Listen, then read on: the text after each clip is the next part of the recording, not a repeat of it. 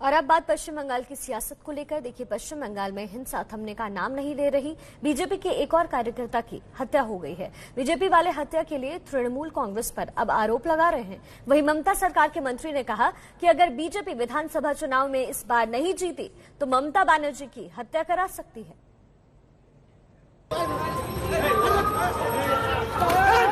पश्चिम बंगाल में तृणमूल कांग्रेस की सरेआम गुंडागर्दी देखी। तस्वीरें मुर्शिदाबाद जिले के कांडी कस्बे की हैं, जहां तृणमूल कांग्रेस के कार्यकर्ता रैली निकाल रहे थे। रास्ते में एक मोटरसाइकिल सवार आ गया तो टीएमसी कार्यकर्ता उस पर टूट पड़े।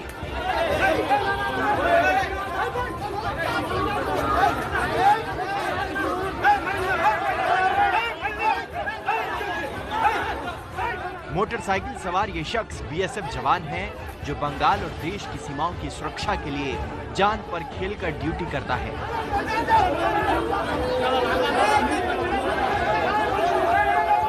लेकिन टीएमसी कार्यकर्ताओं ने इस जवान की बुरी तरह पिटाई कर दी।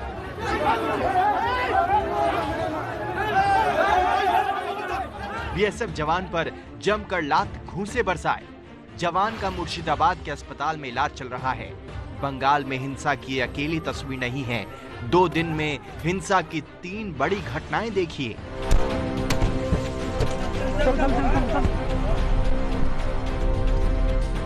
कोलकाता से डायमंड हार्बर जाते वक्त बीजेपी अध्यक्ष जेपी नड्डा के काफिले पर पत्थर बरसाए गए। नड्डा और विजय वर्गीय बाल बाल बचे। 12 दिसंबर को मुर्शिदाबाद में बीएसएफ जवान को टीएमसी कार्यकर्ताओं ने बुरी तरह पीटा और 12 दिसंबर को ही नॉर्थ 24 परगना के हाली शहर में बीजेपी के एक और कार्यकर्ता की पीट कर हत्या कर दी गई। नॉर्थ 24 परगना के हाली शहर में बीजेपी कार्यकर्ता सैकत भावल घर घर जाकर संपर्क अभियान चला रहे थे। बीजेपी के गृह संपर्क अभियान के दौरान सैकत भवाल को गुंडों ने निशाना बनाया और उनको बुरी तरह पीटा। अस्पताल में सैकत भवाल की मौत हो गई। बीजेपी कार्यकर्ता के घर वालों का रो रो कर बुरा हाल है।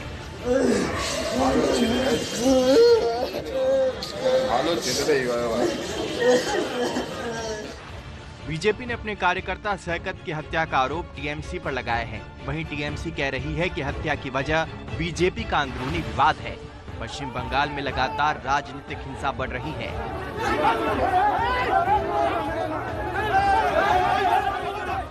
इस बीच पश्चिम बंगाल के मंत्री सुब्रत मुखर्जी ने बीजेपी पर बड़ा हमला बोला है।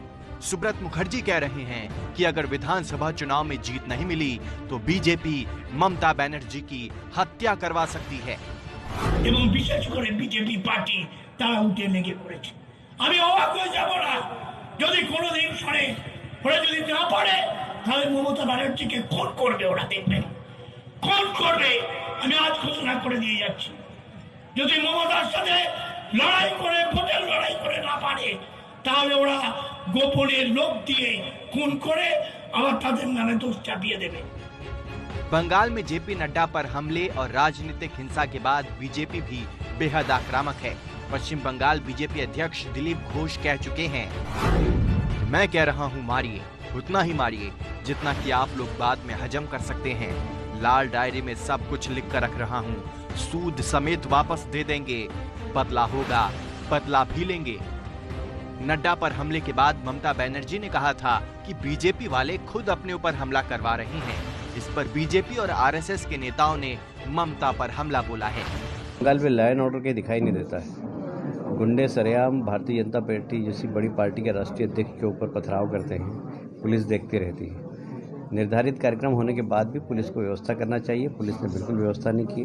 वह एक किस्म से लोकतंत्र की और संविधान को कुचलने के रास्ते पर ममता जी के नेतृत्व में बढ़ रहा है, जो बहुत दुखद है।